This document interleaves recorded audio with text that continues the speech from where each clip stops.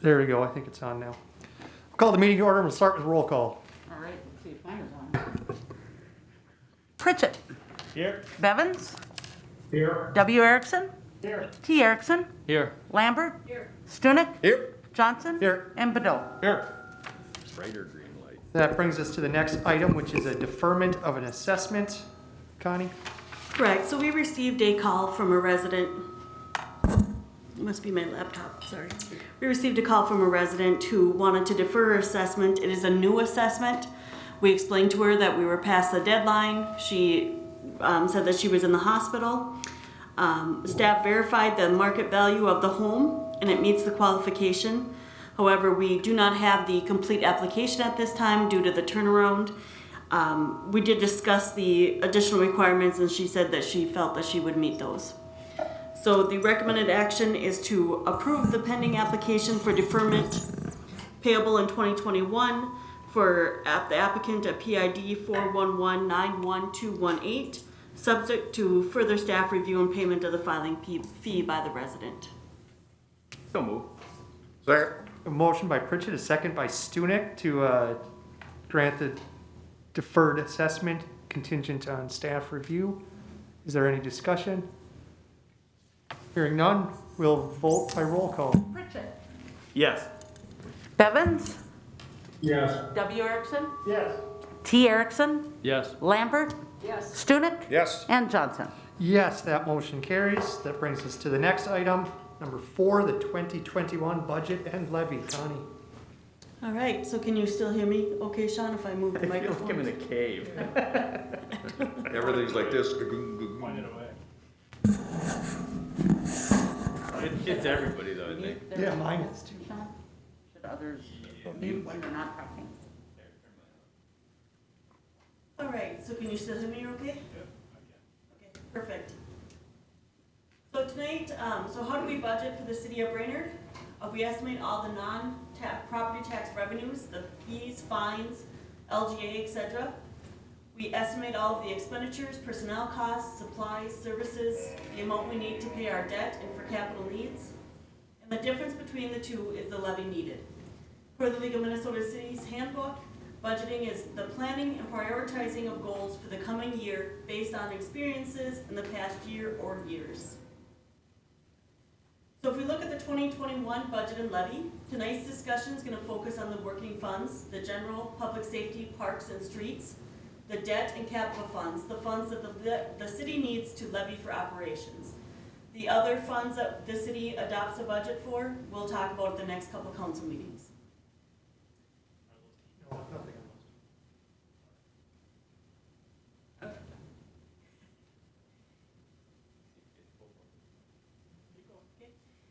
The preliminary levy that was certified to the county prior to September 30th, 2020 was set at $6,315,337, or a 4% increase over the 2020 levy.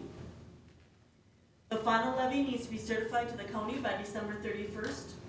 The final levy can be lower than what was certified in September, but it cannot be higher. So if we look at the 2021 budget and levy where we are now, if we look at personnel services, just a couple of reminders, we have budgeted for 27 sworn officers. We would need to hire 6 officers, which we have scheduled the 2 to start prior to the end of the year. We have 2 more starting March 1st and 2 more starting June 1st. We've restructured the community development department, and this is an estimated increase of about $2,500 annually. We have an additional temporary employee in engineering to assist with the street condition analysis. And we have an estimate in the budget for settlement of the 3 union contracts. We look at the difference between what we had in September versus what we have now. We have updated the health insurance renewal rates. We have assumed that everyone would elect the same plans as they had in 2020.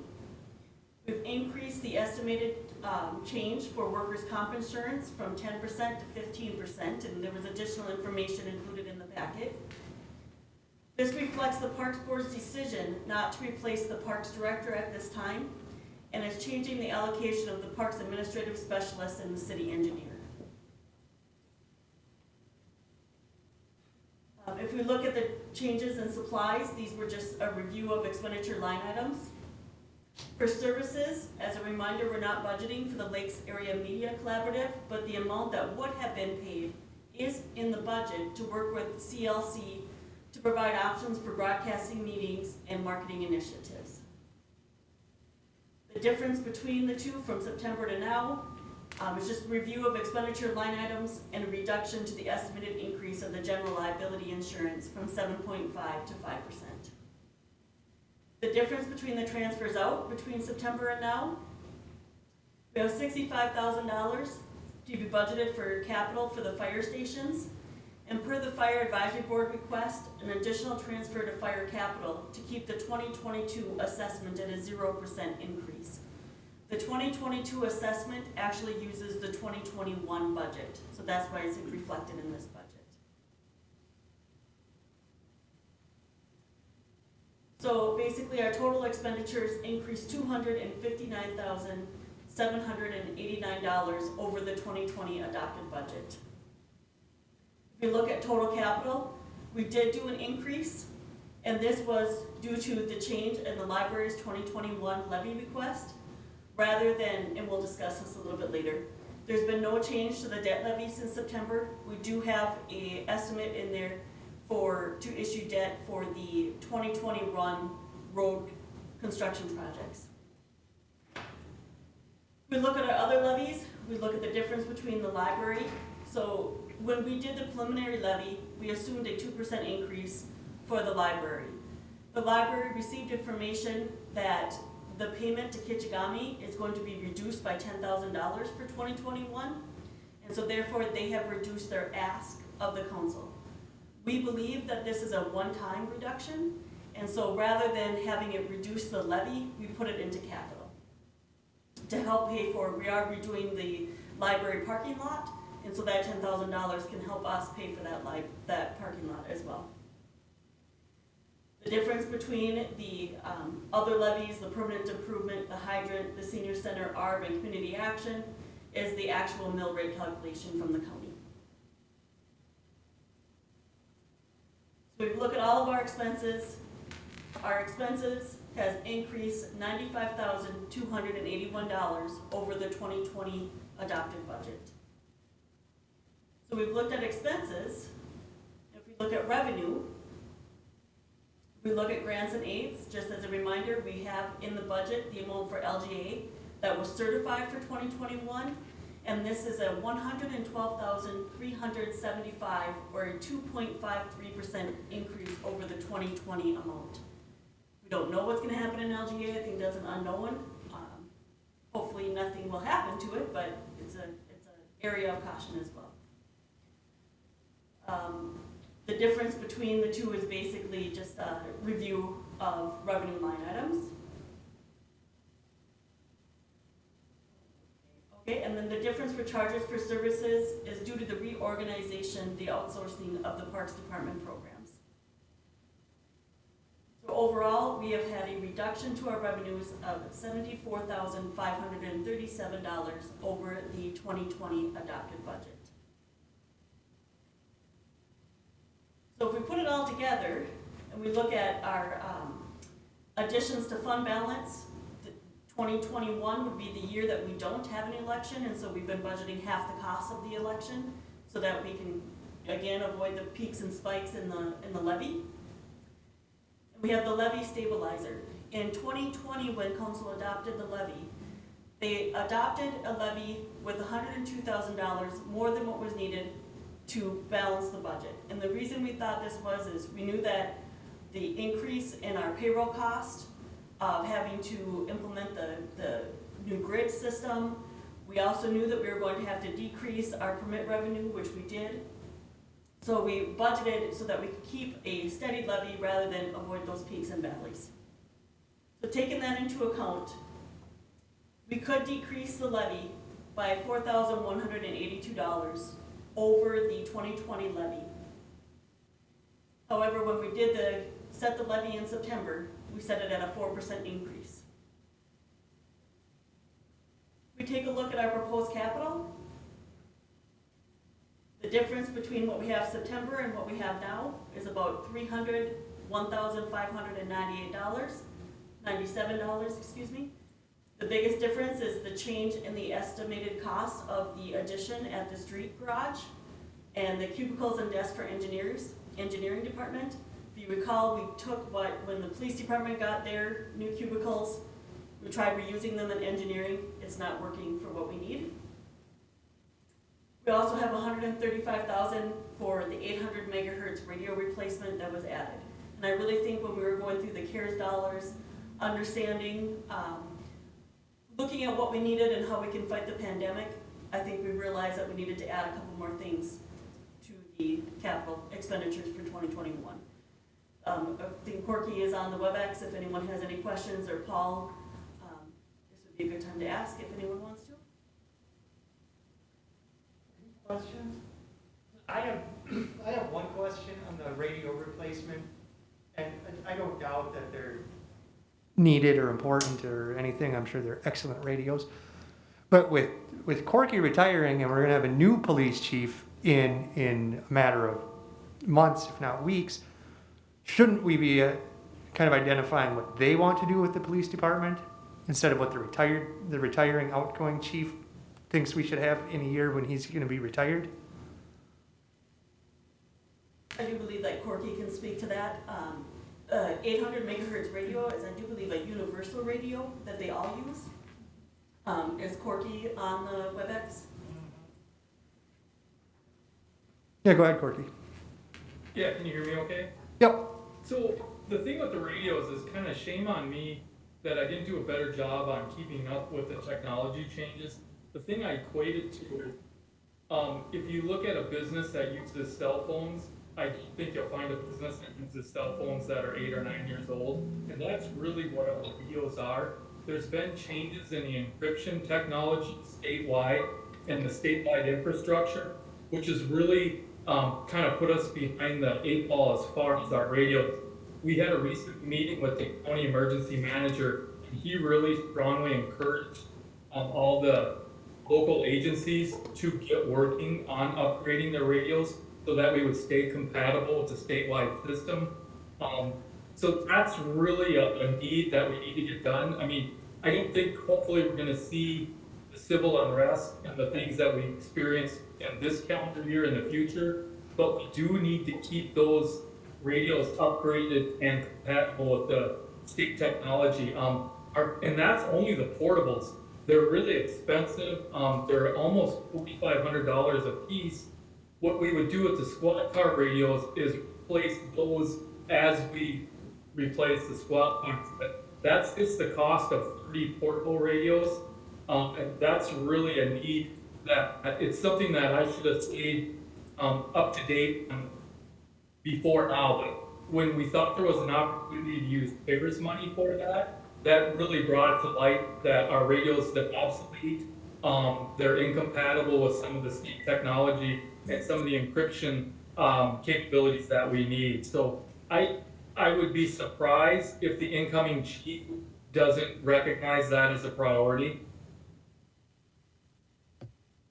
Okay, thanks, Corky.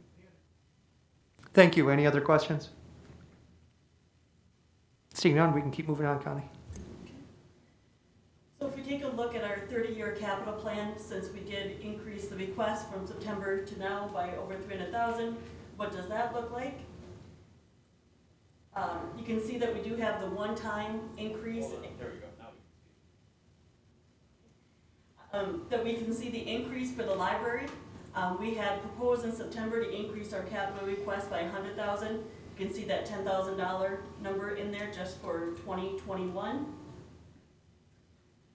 We have the $1,600,000 that matches the slide before, with all the detail. We have the $65,000 going in there for the dedicated to the fire buildings because that was not previously included in our capital plan. And then here's where we see the $65,000 continuing to grow over time. You can see that we get down to negative in 2022 and really close to 0 in 2023. However, we don't have our over budget amount in there yet, and I do believe that we will be under budget for 2020, and that will be able to be transferred in the capital fund in 2021. Question on 2022. I think in September we had $300,000 for buildings in 2022. Now it's $900,000. What buildings got moved up to there? We moved up the City Hall Annex, the major needs that we need for that. We just requested to have some information or some additional work done on the furnace. And so we scheduled the major repairs on the annex to be in 2022. And we didn't move anything out of the 300,000 that was already in there? Did we just add the annex, or is the annex expected to cost $900,000? No, the annex was in over the 5 years. The remaining 3 years, the annex was included. We just said if we're gonna do the annex, we're gonna do the annex all in 1 year. Right, but it was 3 years of 350. Now we have 2 years of 330 and 1 year of 916. So it's just a lot bigger of a number than it, over the next 3 years than it was in September. I will look into that. I will look into that. I don't know off the top of my head, I'm sorry. Thank you.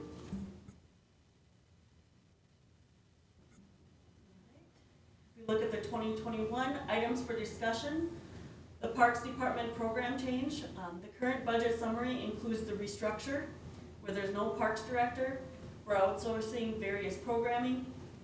50% of the administrative specialist salary goes to engineering. 25% of the engineer's wages is going to parks.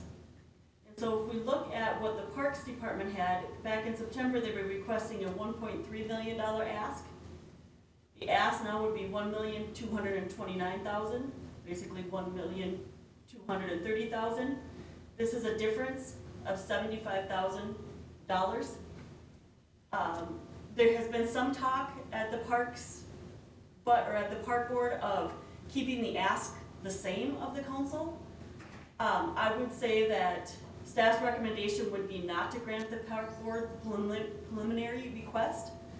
And the reason is part of the reduction is due to allocating the administrative specialist time to engineering, but 100% of that is still paid by the working funds. So it looks like a reduction in savings in the parks budget, but truly to the city, it's not a reduction. The city engineer's time went from being 70% paid for by the working funds to 77.5%. And the savings between the preliminary and the current proposed budget is really due to not replacing the director position.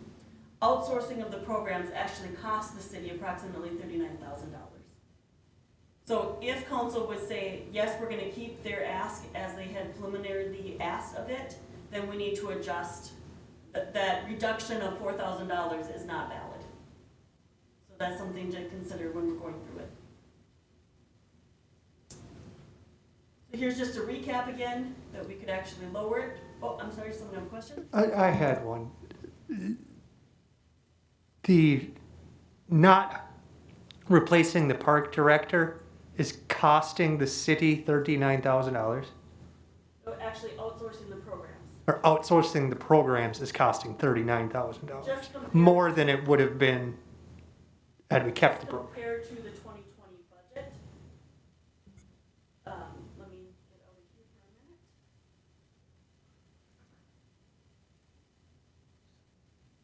a minute. I just, So what's the sense in outsourcing the programs if it's going to cost us $40,000?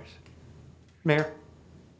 Those numbers don't look right to me. I believe the numbers that came back from the YMCA was 5,000 and from community ed, potentially 6,000. Correct. So where's the 39 come from? So the $10,000, if we look right here, the $10,000 difference, that's the estimated cost of outsourcing to the Y and to the, to community ed.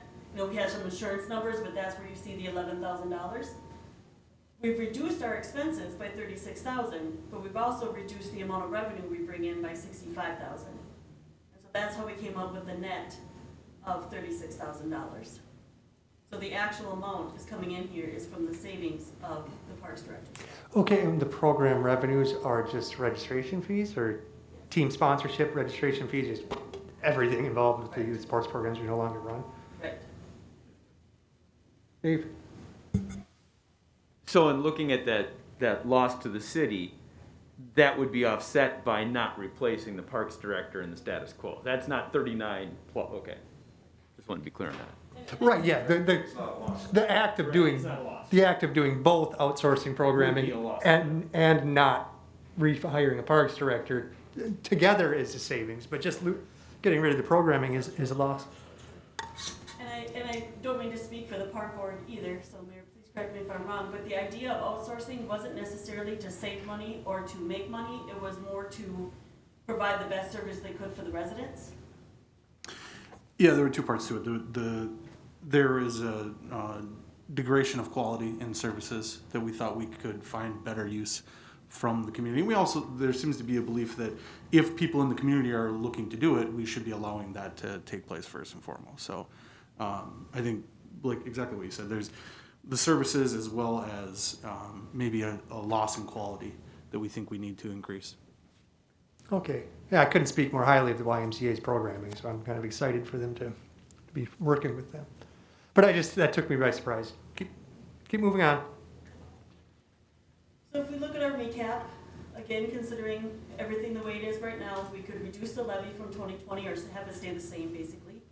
And in September, we adopted with a 4% increase. The final can be lower, but cannot be higher than what was adopted in September. Some things we do know, or that are in the back of our minds, for every 1% change in the levy for 2021 is equal to $60,724 new dollars.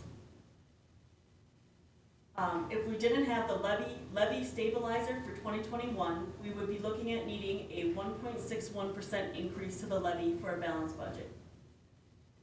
3 out of the 6 union contracts are not settled for 2021 yet. The final park board budget request for 2021 is unknown. Pause, question. Doesn't the charter clearly state that the park board presents a budget request at September and then they're done with it?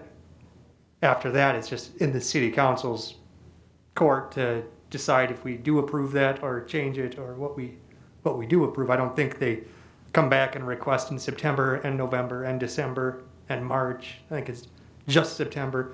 They did submit a budget request per the charter. I think that's done. Jennifer. So, Mr. Chair, members of the council, as you know, the park board has been having a lot of discussions since September. One part of this was not replacing the parks director. The other part of this was outsourcing their rec programs. They did just take action at their November meeting to outsource those rec programs. And I think because of those two things, there has been some changes in the park board's budget.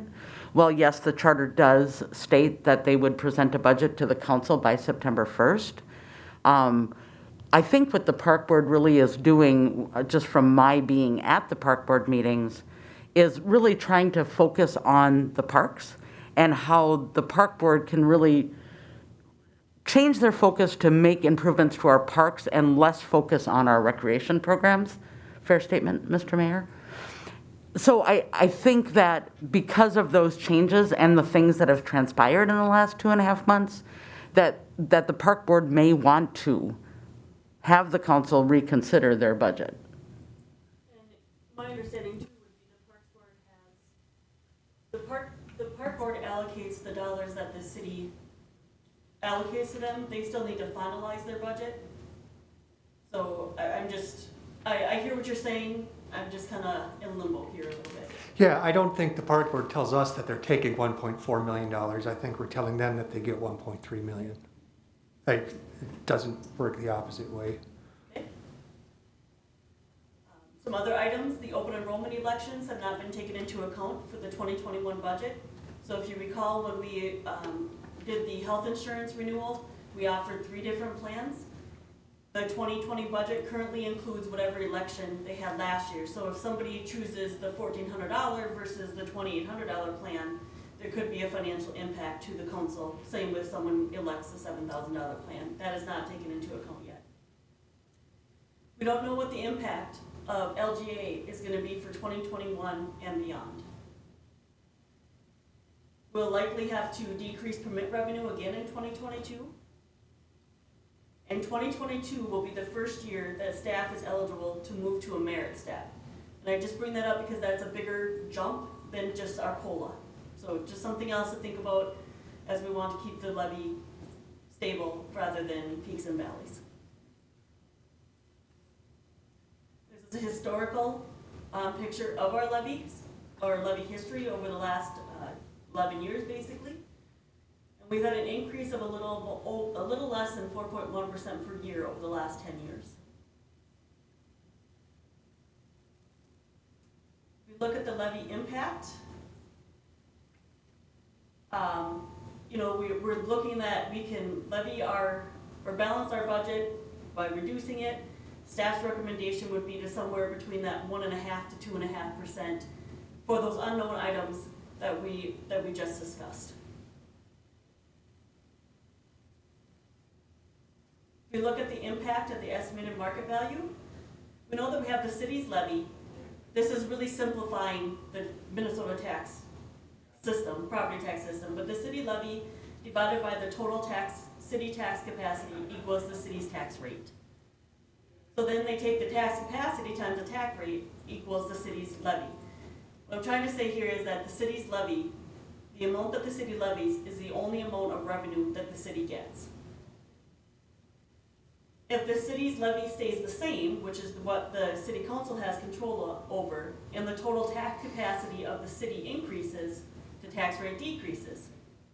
If the levy stays the same and the tax capacity of the city decreases, the tax rate increases. So really the tax rate is a product of the levy and the city's tax capacity.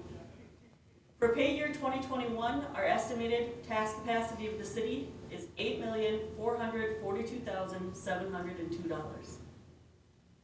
For 2020, that was $7,708,000. But an increase of $734,000 or 9.52% in our tax rate.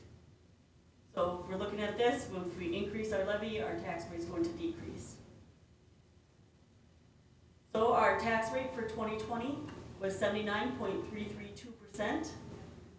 The current levy was set at 4%, which gives us a tax rate of 75.39%. Again, the council staff's recommendation would be staying between that 1.5% and 2.5% range. If we look at the estimated for the residential homestead, last year someone with an estimated market value of $140,000 would have paid about $915 in taxes, city taxes. We know that this isn't going to be realistic, and in a minute here I'll pull up the spreadsheet to show what would happen with any kind of change to your estimated market value. Here's another sheet comparing comparing it for a commercial property at $363,500, the city tax liability. And so basically the next step is to hold a public hearing, which is scheduled for December 12th at 6 o'clock here in the council chambers. We'll also publish it in the paper with the WebEx if people don't want to come into the council chambers. They can join us via the WebEx. I guess the main question is what percentage of levy increase should be used for the public hearing. The final levy can be set at the December 12th budget public hearing after the public has a chance to speak, or it can be done at the December 21st regularly scheduled council meeting. So now we are to council discussion and direction to staff. I'll just pull up the spreadsheet here. You know, we say that yes, their city tax is going to go down, but if somebody has a 9% increase in their estimated market value, then their city tax is going to go up for the year. If we look at the same thing for the commercial property, let's assume a 9% increase. Commercial properties aren't going up. So then if they stay the same, then they're going to go down. If they decrease by 5%, I couldn't get the breakdown between the different categories in time. So depends on how it all comes out to play. Any thoughts, any comments? Jan? Yep. Okay. A question been going through my mind. How is our commercial tax rate going? Is it stable now, or are we still continuing to see a decrease in that? Our commercial properties are actually taxed at the same exact rate as a residential.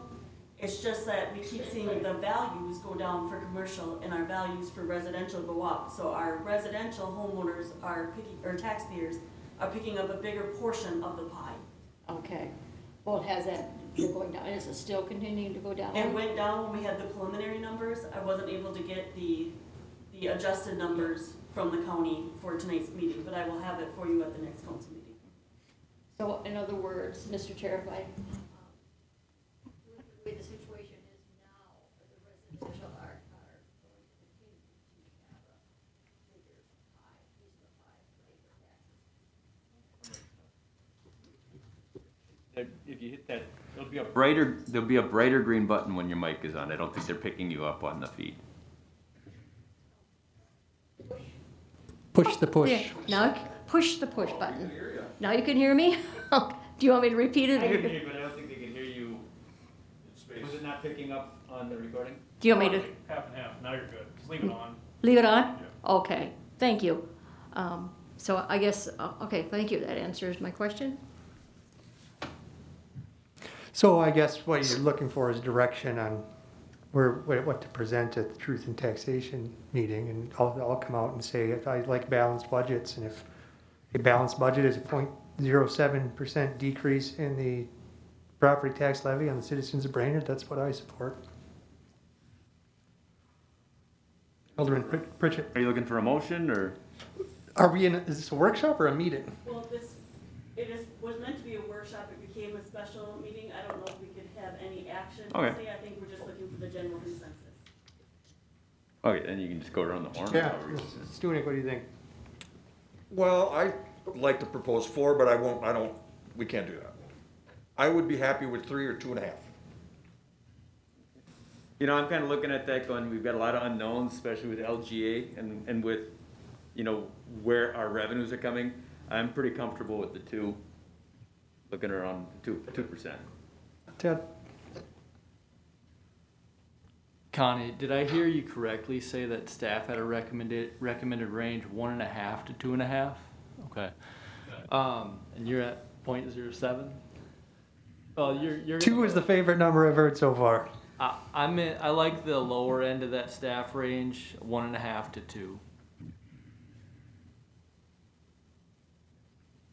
Wayne? There's always unknowns out there, and I'm a firm 2. I just think we prepare for the unknowns. You just never know what is coming around the corner, and yeah, so I'm 2. Jan? I'm 2.5. Kelly? 2. So it looks like we're gonna present 2 at the Truth in Taxation hearing. That's what we had the plurality of us at, that number. Any other direction you need from us between now and then? I don't think so. Are there any other questions that you had about the budget? Anything else that I can provide to give you better information? Good job. Yes, Connie, excellent job. Man, you're under stress, and excellent job. Thank you so much. Wow. I'm swimming in numbers. Okay, with that, I guess we are, movement to adjourn to, under state statute 13D03 to discuss labor negotiation strategy. So moved. Second. Motion by Pritchett, second by Stunek to adjourn to a closed session. We'll vote by roll call. Pritchett. Yes. Bevins. Yes. W. Erickson. Yes. T. Erickson.